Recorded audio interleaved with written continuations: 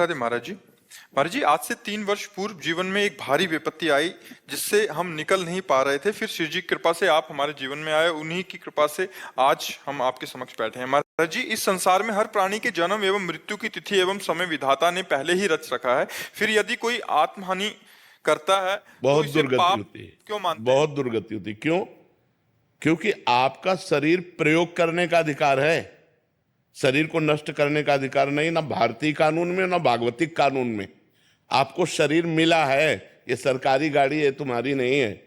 इससे परमार्थ की यात्रा करके भगवत प्राप्ति कर लो या बुरे आचरण करके नरक प्राप्त कर लो, इसके लिए तुम स्वतंत्र हो, लेकिन इसको नष्ट नहीं कर सकते। अगर इसे नष्ट करने की चेष्टा की तो भारतीय कानून भी तुम्हें बंदी बना लेगा और सरकारी जो भागवतिक कानून है वो तो तुम्हारी दुर्गति हो ही जाएगी, आत्महनन गति जाए। आत्म में बहुत बड़ा पाप है, ऐसे नहीं करना चाहिए। ये शरीर मिला है, दुख सुख भोग करके भगवान की प्राप्ति करो, नाम जप करो, जो प्रारब्धानुसार शुभ अशुभ कर्मों का फल आवे उसे भगवान का कृपा प्रसाद मान के भोग लो और जीवन को भगवान की इच्छा से पूर्ण करो। अपनी इच्छा से पूर्ण करोगे तो आत्महत्या मानी जाएगी। महाराज जी, ये पूछना चाहती हूँ कि यदि कोई आत्मा हानि करता है तो ये भी तो विधाता ने ही रचा है। नहीं नहीं, ये विधाता ने नहीं रचा, ये मन ने रचा है, ये मन ने रचा है। जो पाप कर्म किए जाते हैं वो निगेटिव चिंतन पैदा करते हैं, नकारात्मक सोच पैदा करते हैं, वही डिप्रेशन में ले जाते हैं, वही सुसाइड का प्रेरणा करता है। आप गुप्त रूप से पाप करते रहो, आपका मन ही आपको दंड देगा, आपका मन ही बोलेगा फांसी लगा लो, आपका मन ही कहेगा गोली मार लो, आपका मन ही कहेगा जहर खा लो, आपका मन ही कहेगा रेल की पटरी में लेट जाओ, क्योंकि तुमने पाप कर्म किया। पाप कर्म के कारण तुम्हारी आयु क्षीण हो गई और वो अधोगति को प्राप्त हो रहा है। यह भागवतिक विधान नहीं होता, अकाल मृत्यु भागवतिक विधान नहीं होता, आत्मा भागवतिक विधान नहीं होता। ये हमारे कर्मों का विशेष फल होता है।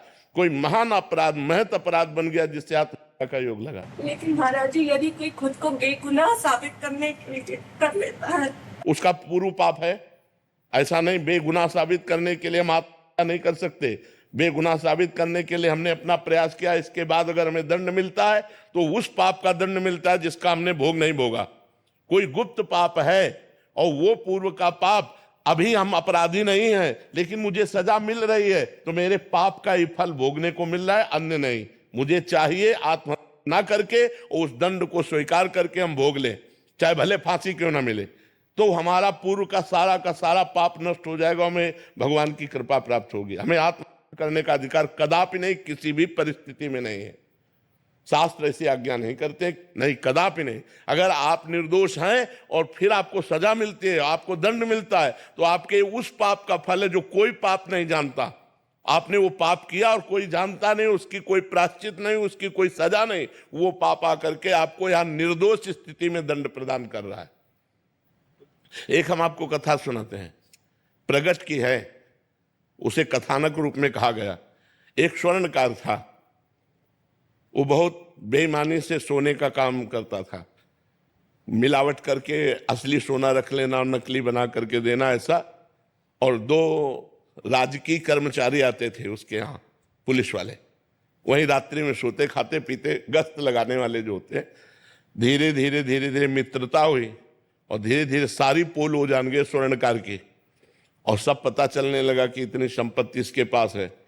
अब उन दोनों ने एक दिन प्लान किया कि स्वर्णकार को मार देते हैं, और सब जेवर और सब बॉक्स में बंद करके निकले। तो सामने वाला लघुशंका करने के लिए निकला, सामने वो मकान वाला, उसने देखा तो चोर जो होता है वो सशंकित नेत्र वाला होता है, तो पुलिस वाले सशंकित नेत्र, तो उनका तुम कुछ गड़बड़ करके आ रहे हो, रात्रि में निकल रहे हो। तो उनका जाओ तुम अपना काम करो। तो वो बोले नहीं, हम हल्ला मचा देंगे। तो उनका सुनो, कुछ साझेदार बन जाओ, हम तुम्हें दे देंगे लेकिन तुम चुप रहो। बोले हम बेईमान आदमी नहीं है, हम ईमानदार आदमी हैं। और वो लड़ गया। जब लड़ गया तो उनको केस बनाने में देर न लगी, वो बक्सा उसके पास रख दिया और तुरंत हल्ला मचा दिया और कहा इसने स्वर्णकार को मारा है, स्वर्ण लिए जा रहा था, मैंने गिरफ्तार किया। पूरा का पूरा केस उसके ऊपर आ गया। अब उसको बंदी बना लिया गया। गवाही पुलिस वाले कि इसको हमने घर से निकलते देखा है और ये बॉक्स उसकी चोरी का है और इसने स्वर्णकार को मार दिया, और केस पुलिस वालों ने किया था और ठोक दिया सामने वाले के। अब जब जज के सामने पेश किया गया तो सारी साक्षी उसी के खिलाफ थे, जो सत्य आदमी था। तो उसने रो के कहा जज से कि आप जो सजा देंगे वो तो भोगना ही पड़ेगा, क्योंकि साक्ष्य हमारे खिलाफ है। लेकिन मैं हृदय से कहता हूं, मैंने पाप नहीं किया, ना मैंने उसे मारा है, ना मैंने चोरी की है। मैंने ऐसा ऐसा बोला तो मुझे फंसा दिया गया। तो जज के अंदर भगवान बैठे हैं। उन्होंने कहा कि ठीक है, हम इसे और खींचते हैं, तारीखें और दी। और एक दिन एक आदमी जो ऐसे ही फुटपाथ में मर गया था, उसके साथ उस जिसके साथ मुकदमा चल रहा था, सत्य आदमी को, उसको पुलिस वालों को साथ दिया कि आप इसका अंतिम संस्कार कराएं। जब अंतिम संस्कार करने के लिए गए तो एकांत में कहा कि देखा, कह रहा था हमारी बात मान जाते तो कुछ हिस्सेदार बन जाते और आराम से मौज लेते। हमारी बात नहीं मानी ना, फंस गया ना, अब फांसी होगी तेरे को। और उनके जो सत्य आदमी था, उसके पास वो वीडियो बनाने वाला कैमरा लगा दिया गया था। जज ने सफाई के लिए जब वो गया, पूरा वीडियो सहित पेश किया, तो सत्य आदमी तो निर्दोष था ही। तब जज से उसने कहा कि जब मैं निर्दोष हूं, आज आप जान गए, तो मुझे सालों से पैसा खर्चा करना पड़ा, इतना परेशान रहा, इतना मुझे दुख मिला, ऐसा क्यों? क्योंकि मैं निर्दोष हूं। अब तो जान गए हो ना आप। तो जज ने कहा, सत्य बताना, इस जन्म में तुमने कोई ऐसा पाप किया है जिसकी सजा ना मिली हो और जिसका प्रायश्चित न किया हो? उसी का दंड आपको यहां निर्दोष होने पर प्राप्त हो रहा है, आप सत्य बताना। तो उसने अपनी घटना बताई। तो वो मृत्यु दंड इधर आकर के उसको फंसाकर इतना दंड दे रहा था। तो ये बात समझ लो कि जो पाप आप लोग भ्रूण हत्या करते हैं, गर्भ हत्या करते हैं, इसका प्रायश्चित करते हैं। और जब इनका परिणाम आता है तो बोले हम निर्दोष थे।